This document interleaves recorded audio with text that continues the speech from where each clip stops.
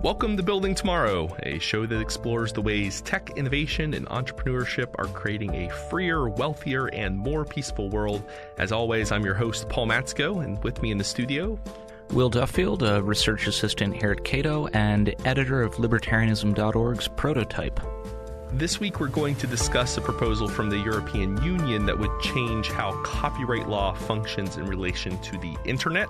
I promise you it is way more interesting than that bare description sounds.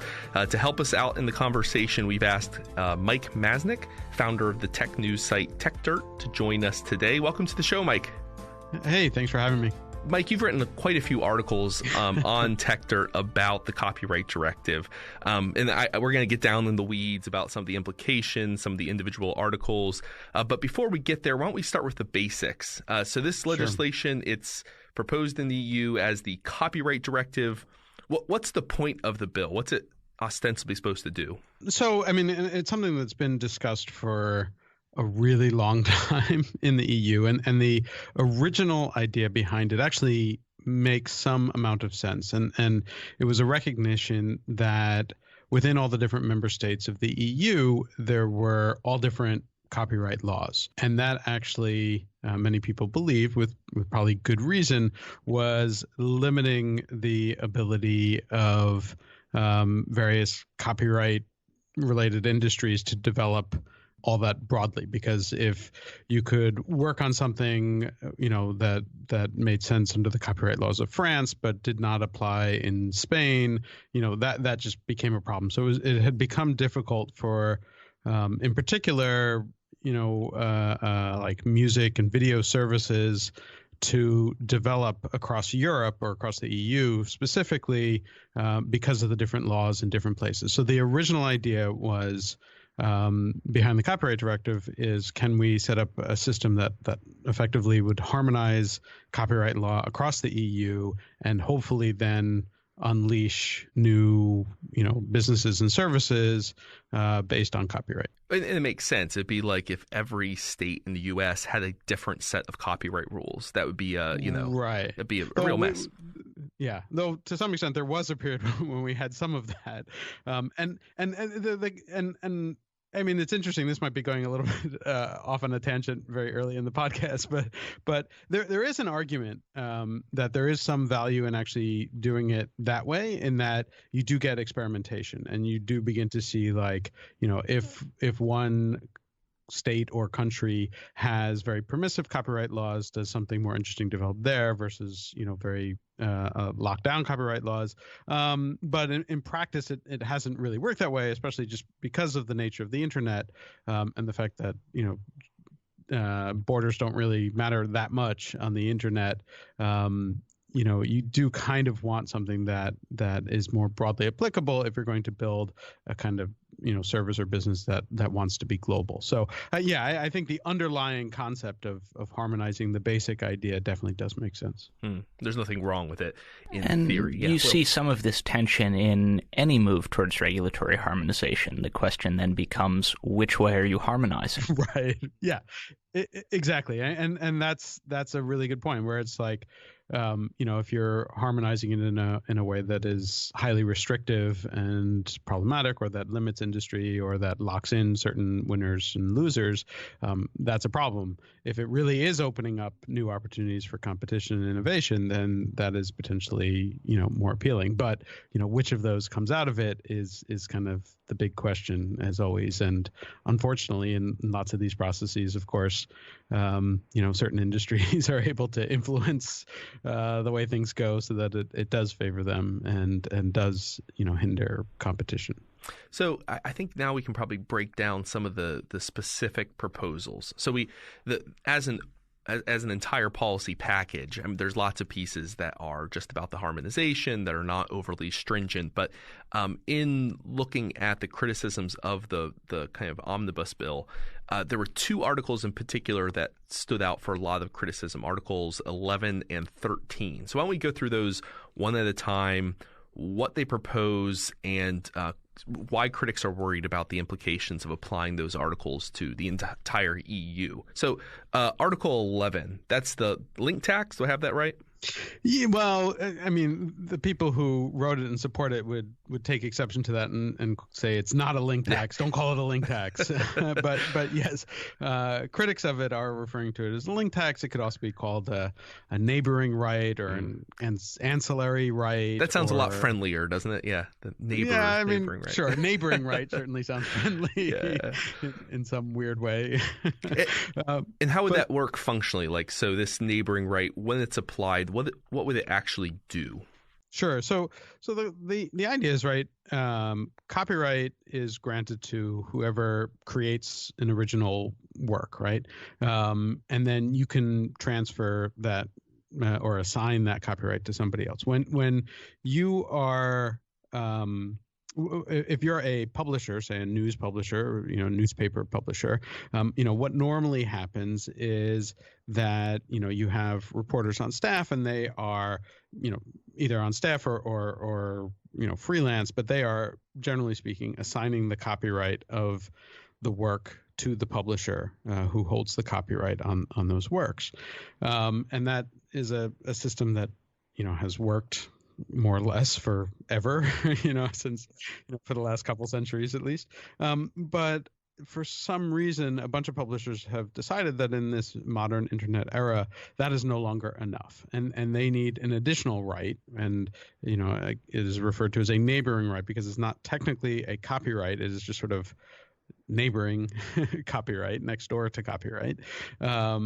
And it is a separate right on top of the copyright, not for the creators of the article, not for the journalists, but rather for the publishers themselves over the contents. And the reasoning here, or the thought process behind it, is that there have been a number of news search engines or news aggregators, with Google News being the most prominent and most well known, that for some reason publishers, especially in the EU, and we don't seem to have this complaint in the US, but in the EU, a bunch of publishers have just gotten really upset about Google News, and they feel that it is somehow unfair to them. And the unfairness, and I'm choosing my words carefully because I have a lot of difficulty seeing how Google News is unfair in any way, but I'm trying to be as fair as possible in my description of it. Google News, will aggregate a bunch of different stories together and link people to it, and with the news, it will show a headline and usually a snippet, which will be like, the first two sentences or a couple sentences out of the first paragraph sometimes. And for some reason, the publishers feel that this is unfairly infringing on their rights, except there is no written right for that. It's such a tiny amount of text that it's not violating the copyright. And it's also linking to them, thereby sending them traffic. But for whatever reason, which normally would be a good thing, right? Like you're driving presumably traffic. Most people read beyond the first two lines and want to arrive and end up arriving at the site of the copyright holder. And it's possible they'll click on the banner ads on the site of the publisher, and et cetera. And we can actually see in the expressed preferences of the publishers that they actually know this and they recognize this, and there are two ways in which we see that. One is that if they don't want to be in Google News, that's very easy. You can put up robots.txt, a little file on your website says to Google's scanning system, don't use these pages, right? So you can block Google News. It's very easy. It takes 10 seconds. So they could do that. They don't. The second express preference that we see is that all of these publishers have search engine optimization people who work very hard to get their sites ranked higher in the search so that more people will find them through search and go to them and visit them in order to get traffic. So both of those things make it really clear that they actually do value the traffic that Google sends them.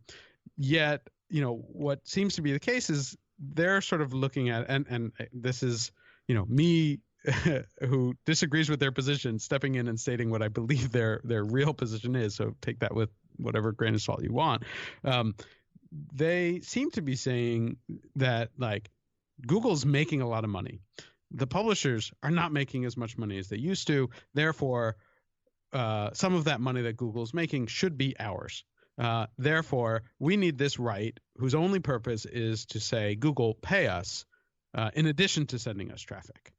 And so the nature of the right is that if you aggregate and post a snippet of text that you are linking to, and you are doing that as a commercial entity, that you have to license those works. In other words, you have to, pay in order to link with a snippet. It seems like a case of legacy paper media versus upstart digital outlets, and there's been a shift in both influence and in just finances. And it's, because they're being left behind, there's a need to make up the difference in the funding flow. And I think we can sympathize with the plight of traditional legacy media, but the idea of taking out that frustration on these new media aggregators it's not channeling that energy in a very productive direction. And it's not going to help these legacy publishers in the end either, because if you make it more difficult for people to link to and therefore other users to access your work, fewer people see it, fewer people click on the ads, and your revenues continue to decline.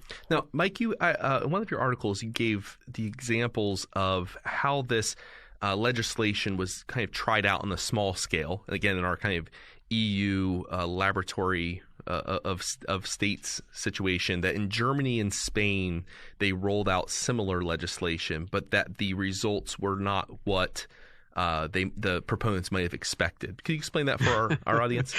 Sure. Yeah. There's a long history with this, and it actually starts before the German experiment, which was a bunch of publishers in Belgium actually banded together to try and force Google to pay them, and that was a complete failure.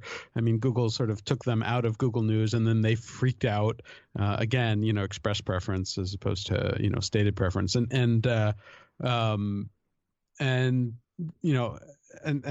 it just showed that how much they actually value the traffic from there. So in Germany, they passed this law that was similar to what is in Article 11, saying that aggregators had to get a license in order to do this. And Google responded. A couple other aggregators responded different ways, but Google responded by leaving the German publishers in Google News, but removing any snippets with them, leaving snippets for other publications. Because the German text was a little bit different than the Article 11 text, and in the German text it was very specific about headlines were okay, but snippets were not okay. The Article 11 text is not entirely clear on that. Article 11 text, it could be as little as a single word, could be violating Article 11, which is why some people call it a link text, and that's because you see descriptions in the links. Exactly. Like if you have a word in the URL, that alone might be enough to trigger an Article 11 issue. So, but in Germany, at least, they made it clear that the shortest of snippets wouldn't count, but not much longer than a very short snippet would count. So the way Google News responded was they took out the snippet part. They left the headlines, but they took out the snippet of German publishers, and they left in the snippets of non-German publishers. And of course, that drove a lot more traffic to the non-German publishers, and it significantly reduced the traffic to German publishers. And so the German publishers freaked out, and they tried a whole bunch of things, including claiming that this was an antitrust violation, which was an interesting move, which failed pretty dismally in the courts. In fact, the courts came back and more or less, I don't remember. Sorry, I'm blanking now if it was the courts or if it was like it was like a legislative committee or something, or or like a German antitrust. Agency regulator. Regulator, who more or less came back and said, if there's any antitrust issue here, it might be with you guys all colluding to try and force, and sort of hinted at that and more or less said, like, if you continue to push this, we might investigate you rather than Google. And so they sort of backed off. And then what they did was they actually gave Google a free license. The law required that you need a license. So Google ended up getting a license entirely for free. The snippets came back into Google News. And so now technically, I believe Google was the only one who actually got that license. So you have other aggregators who actually don't have a license. And so now what you've done is you've actually empowered Google to be an even more entrenched player. And so if your concern is antitrust, you've made probably the biggest provider more powerful, and the competitors are going to have to pay. I mean, it's going to be harder for them. And from the EU's perspective, a foreign search engine. Yeah, which is kind of incredible. And so then, soon after that, Spain passed a similar law, and Spain looked at what happened in Germany and said, well, we're going to correct the errors of the German one to make that not possible. And so they made it so that you couldn't get a free license. I forget the exact details of how they worded it, but they basically said, well, it failed in Germany because of they were able to sort of Google was able to force the hand and get this free license, and so you can't do that in Spain. So the Spanish law has some weird things, which also potentially effectively makes Creative Commons licenses illegal. It messes up all sorts of things. It basically assumes that everything has to be licensed for money. And Google responded to that by saying, well, we cannot operate Google News in Spain under this law, and they shut down Google News in Spain. And so the result of that has been not great. And so there was a study that was done that looked at, traffic to different news sources, and in particular to smaller news sites and, upstart news sources. It's been tremendously damaging, and they've gotten a lot less traffic because they no longer get any traffic from Google News. And so, we have these two examples that show that this kind of law doesn't work, or, does more to entrench a Google and doesn't seem to lead to any money changing hands. Well, but you see, Mike, the third or fourth try, it must be the charm. Just keep banging your head against the link tax wall, and eventually you'll break through. Yeah, I mean, there seems to be this odd belief that if only the entire EU were covered, then magically it'll work. That does not seem likely to be the case at all. Well, and looking to GDPR, there you covered all of the EU, and you still saw niche services pop up specifically to block EU users from platforms hosted elsewhere who didn't want to render themselves compliant. Yeah. As well as, to the benefit of larger established outfits who can afford the cost of compliance. And there's kind of a corollary there to the Google News experience in Germany, where the big players are better able to meet the regulations. So Article 11, the link tax. Article 13 then was this mandatory upload filter. So for our listeners who don't, when I say mandatory upload filter, it doesn't automatically evoke a concept in their mind. What are we talking about? How does an upload filter work? Yeah. So, and just to clarify here too, as well, because the supporters of Article 13 would argue that it's not a mandatory upload filter. Sure. And so another dirty word. Yeah. There on Article 13. So Article 13 is basically saying that if you are a commercial platform that has a lot of copyright covered content, which is basically anything, thanks to the way copyright laws are today, almost anything as soon as it's created gets some level of copyright protection. But if you have a lot of it, you have to take appropriate measures to keep certain copyright covered content off of your platform. Mm-hmm. So if you're Instagram or Google or Facebook or whoever, you have to make sure that content produced by your users, so it's not your own, you're just the platform hosting it, but content uploaded by your users you have to take these appropriate measures to make sure it's not something that's copyrighted. Well, that's not unlicensed. Right. So because I mean everything is going to be covered by copyright for the most part. The vast majority of stuff will have some sort of copyright. Even the photos that you take, of your dog or whatever, there's a copyright on that. And so but so it requires these sort of appropriate measures, and that's sort of the language that they use to sort of try and claim that this does not require mandatory upload filters. But what everyone has said, and even sometimes the people who are supporting the bill will admit by accident, is that they really mean they want everyone to have upload filters. And the idea here is that they've seen systems like mainly YouTube's Content ID, which is this sort of filtering system that will look at a huge database that it has of works that copyright holders have given to YouTube and said, we don't want these things appearing on YouTube, or at least we want the ability to monetize them for ourselves or whatever, and matches against that database. And so the regulators have decided, well, this sort of kind of works for YouTube, therefore it can work for absolutely everything. And therefore every commercial service that hosts content for public consumption should be able to install some sort of filter that will make sure that copyright content that a copyright holder does not want on that platform can be blocked from appearing entirely. So now, maybe for some of our listeners, they hear that, they say, well, YouTube has this system. It works, if imperfectly.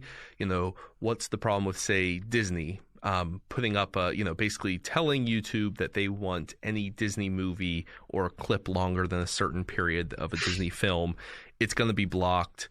There'll be a cease and desist letter sent. It can be appealed, et cetera. But maybe our listeners might say, well, why is that such a bad idea? What are the unintended consequences of a Content ID program? Even the best ones, they're the most effective ones.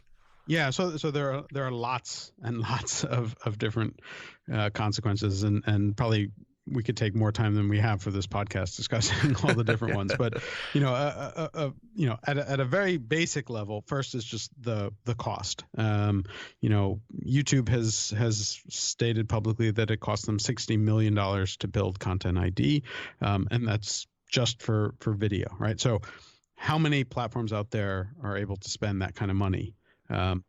It's not that many, right? I mean, there's 4 or 5 maybe. And even then, I'm not even sure. And that's just for YouTube. That's just for the video content, and covers some musical content as well, so video and audio content. And that's also in a case where all those copyright holders have agreed to hand over examples of their work. And so you have other platforms like Instagram that you mentioned before. How do you handle that question on Instagram? What if you go to a museum and take a photograph of a painting that is covered by copyright? Does Instagram have to be able to recognize that? How do you build a filter that recognizes that?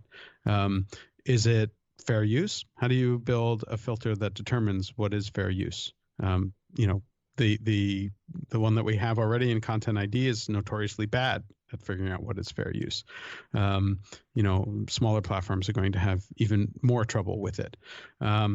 And then on top of that, you look at the number of stories out there of Content ID completely messing up and pulling down perfectly legitimate stuff. It happens all the time. We certainly get reports and examples of it, on an almost daily basis. And that's, the most expensive, most sophisticated such system on probably the easiest content to make those calls on. And it still pulls down all sorts of content and blocks it. I think my favorite example, just out there, unintended consequence was there was a Family Guy episode in which they showed a clip from some like Let's Play YouTube user of an old like 1980s video game or something, and so but then once Family Guy aired it, well, now the company that owns whatever the media conglomerate is behind Family Guy, it's now covered under their copyright claim. They basically said, look, it was on the show, therefore it's part of the show, therefore you have to take down any use of it because it's taking off the show without license. And Right. there was under the USDMCA system, they made the original person who they were actually borrowing it from take it off their YouTube channel, who had put it up 7 years prior to it showing up on the show. I mean, Right. like there's this bizarre Ouroboros like devouring its own tail going on here, which is just, and none of this was intended. In fact, a lot of the people involved, including the creator of Family Guy, was actually opposed to this. But once the machinery's in place, it's hard to resist, even when that's not part of your intent. Yeah. And I mean, part of it is just the fact that, copyright itself, and this is something that I think a lot of people don't fully understand. Copyright is very, very context specific, right? I mean, the exact same piece of work in two different contexts, one could be infringing and one could be not infringing. It could be fair use, could be de minimis, could be parody, could be, there's all sorts of reasons why the exact same use could be legit in one case and not the other. And that's something that, as sophisticated as, machine learning algorithms may be these days, they're not so good at figuring out the context of these things. And that gets also really problematic when you're dealing with the fact that, these filtering decisions are going to be made, pre-upload, if the idea being before you can even get them on the site, the filter is going to determine whether or not it can be published or not. And so we may not even know all sorts of stuff that is not allowed. And that's where the fear, or some people have been using the term censorship machines to describe the upload filters, becomes a real problem. If you don't even know if all these things are being blocked from being uploaded to the internet entirely just because a machine has decided they must be infringing, even if they're not, what recourse is there? And it's not clear that there's any for some people, and that raises some serious concerns as well. So no filtering apparatus or machine learning system is going to keep up with the speed of culture, the extent to which, or rate at which, images, video, sound is remixed and recontextualized by masses of users spread out across the world. But it seems to me that underlying a lot of this debate is a lack of appreciation of scale. There's simply so much of this content being uploaded every day, every hour, that in order, even if you were to have a 99.7% effective filtering mechanism, which isn't something you're likely to approach anyway, you'd still then, given the millions of pieces of content that are uploaded, be taking down tens, if not hundreds of thousands of pieces of legitimate content simply in that 0.3%. Do you see the EU legislators as aware of that scale issue, or is it something else? I think it's very difficult for most people to comprehend that kind of scale. I mean, I don't think our brains are designed or evolved to comprehend that kind of scale, right? I mean, we're used to, dealing with a small group of people and small groups of things. The idea that, I don't even know what the most accurate numbers are these days now, but 100 hours of video are uploaded every second on YouTube or whatever, which is, I think that was the stat from 5 years ago, so I'm sure it's much higher now. The idea that you can go through all of that in any reasonable way and not make mistakes, it's hard to comprehend. And I think it's a really, really difficult thing, even for people who sort of live in this space and follow this stuff. I don't even know if I fully comprehend the size of the scale. And, and I've talked to people at these different companies and they just try and keep coming up with different ways to express it to you. And, where it's just the idea that you have to make, on the order of 5 million decisions today, 5.5 million decisions tomorrow, 6 million decisions the next. You are making so many decisions so fast. It's impossible to do that correctly. You are going to make mistakes, and when you make just even a tiny few mistakes on such a large scale, then you're creating so much collateral damage. And we had a post recently, which you may have been referring to there, where somebody had looked at the numbers. If you were to get that kind of quality, I think there were examples of like 99% accurate or 98.5% accurate. And then you sort of estimate like how much of the stuff that's being uploaded is infringing versus how much of it is not. You end up taking down a ridiculous amount of perfectly legitimate content to really get at what is a relatively small problem. And that, raises a whole other issue, which is, probably a whole other podcast discussion not worth going into, which is like, how much of this is really a problem? You have certain industries, the music, the recording industries and the movie industries who continue to focus on this as a problem. And yet the evidence really suggests that this is not that big of a problem. Is there a lot of infringing content online? Absolutely. Are there a lot of people getting it for free? Absolutely.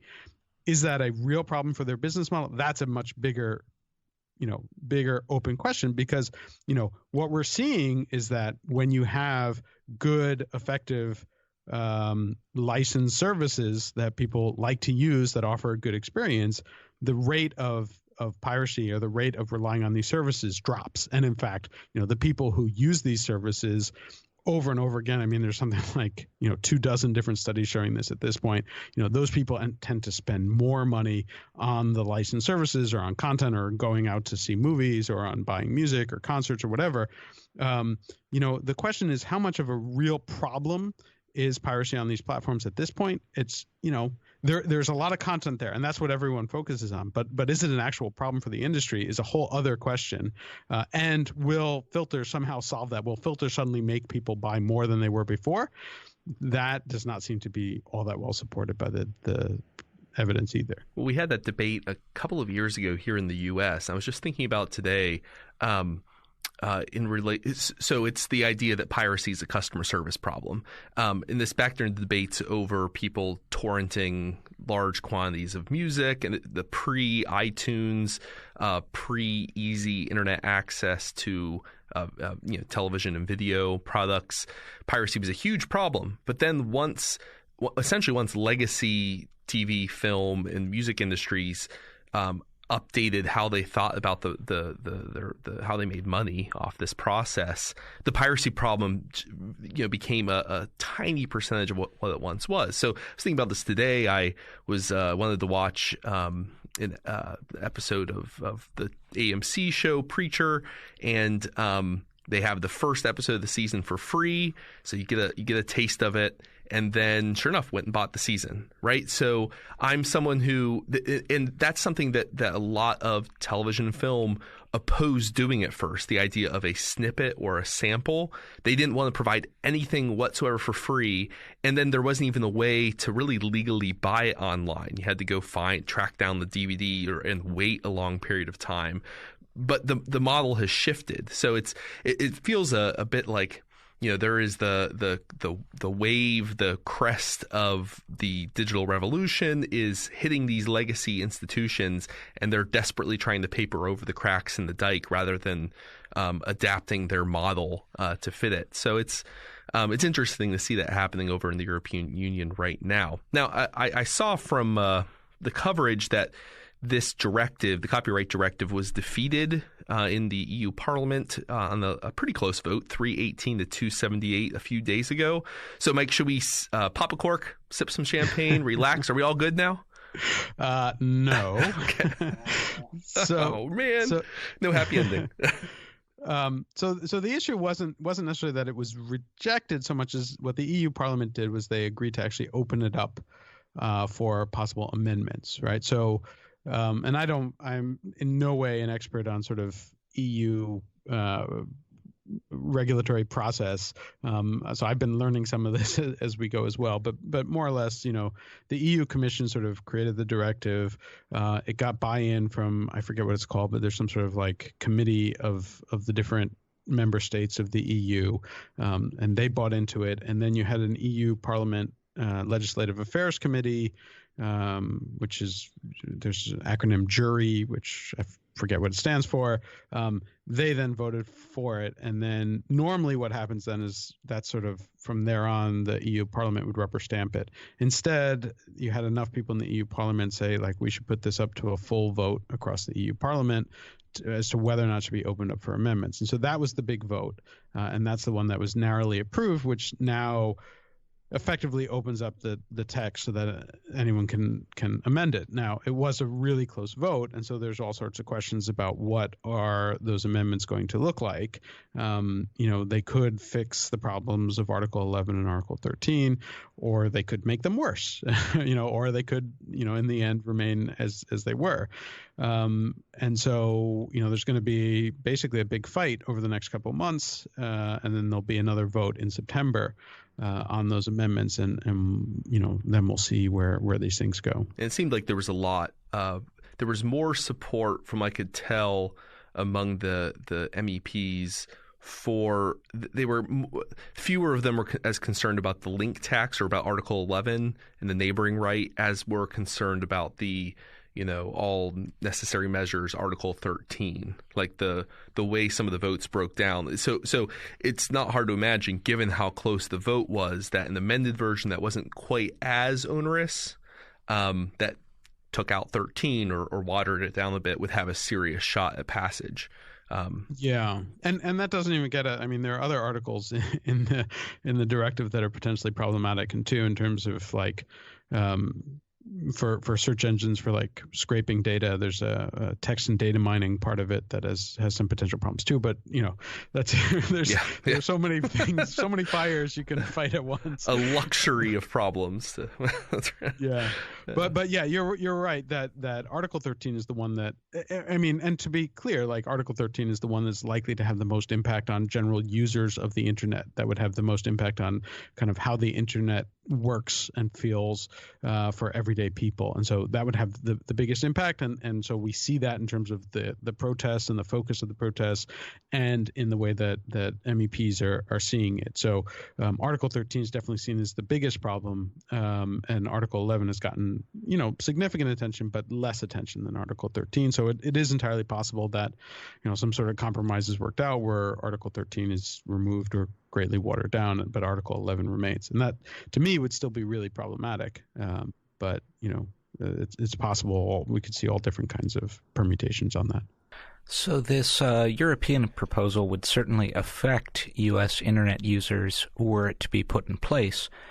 Do we see anything like it making its way to the U.S. or through the U.S. legislative system? We seem to have been hacking away at intermediary liability with FOSTA not too long ago, but are there any similar moves on the copyright front? Yes and no. So, intermediary liability, which for people who don't know, is basically the question of, if you're running a platform on the internet, hence you are an intermediary. If somebody puts content that breaks some sort of law, who is responsible for it? Is it the person who created or placed that content or uploaded that content, or is it the platform that is hosting that content? And generally speaking, we've always, for I think very good reasons, believe that it should be the liability and onus should be on the person who uploaded or created that content rather than the platform that is hosting that content. It's, perhaps a more extreme version of saying, we don't blame AT&T when somebody makes a bomb threat using an AT&T phone, right? It seems to make sense to me. But that's been under attack globally for a very long time, and so the SESTA-FOSTA debate was one example of that. Conveniently using a sort of hot button topic of sex trafficking in order to sort of drive a wedge into intermediary liability law in the U.S. But make it seem like if you're opposed to this legislation, you must approve of sex trafficking, right? It's the framing devices. That is the accusations that have been made. Of course, now since that law is passed, we've since seen, and I've written a couple articles now about how police departments, some of whom supported the passing of Sesta Fosta, are now reporting that it is harder, suddenly, magically, harder for them to find victims of sex trafficking. Because, how could we have known? These websites are going offline, and they used to use them to track down these people. Yeah. And so, suddenly there was just this report out of Indianapolis about how they're saying they just did their first arrest of someone in 2018, and they were saying, last year was so much easier when we had Backpage to use to find all these people. It's like, you think, that's what happens. And so, but there's been this sort of coordinated attempt going back decades to sort of eat away at intermediary liability protections. And indeed, some of the same people who are working behind the scenes to get SESTA passed are the same people who are working behind the scenes on specifically on Article 13 in the EU. And so I think there's definitely a plan. And this is, this also may be a potential tangent, but you can go back, basically 25 years now and find examples of how particular industries, especially in the copyright realm, really, really like to use sort of this international strategy where you go to one region or country and you get them to pass some crazy idea to expand or extend copyright protections in one way or another, and then you work on some sort of international trade agreement to again harmonize between different countries, but it's always harmonized in one way. Or even better, you build this sort of ratchet system in where you get one country to pass something horrible, and then you tell some other country or region that they have to match, and you get them to actually do it a little even beyond that, and you go back and forth, and you keep getting people to push further and further. You get this sort of leapfrogging situation. And so there's definitely some indication of that. And there were a couple of sort of procedural moves with the EU Copyright Directive that certainly suggested or hinted at a plan to do something similar, get the EU Copyright Directive passed in there, and then the different member states have to pass laws to apply it, and then pressure the U.S. to harmonize through some sort of trade agreement. And so, I think there's a real possibility that is the plan. That's sort of the guiding strategy behind all of this. Well, it's certainly something we need to keep on our radars as folks interested in tech. Both here in America, and we'll keep an eye on what happens in September with the EU Parliament.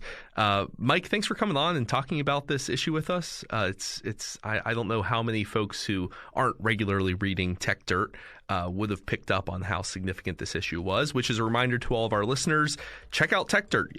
Find Tech Dirt's podcast in the iTunes search engine. Give it a listen. Thank you guys for coming on, and until next week, be well. Building Tomorrow is produced by Tess Terrible. If you enjoy our show, please rate, review, and subscribe to us on iTunes or wherever you get your podcasts. To learn about Building Tomorrow or to discover other great podcasts, visit us on the web at libertarianism.org.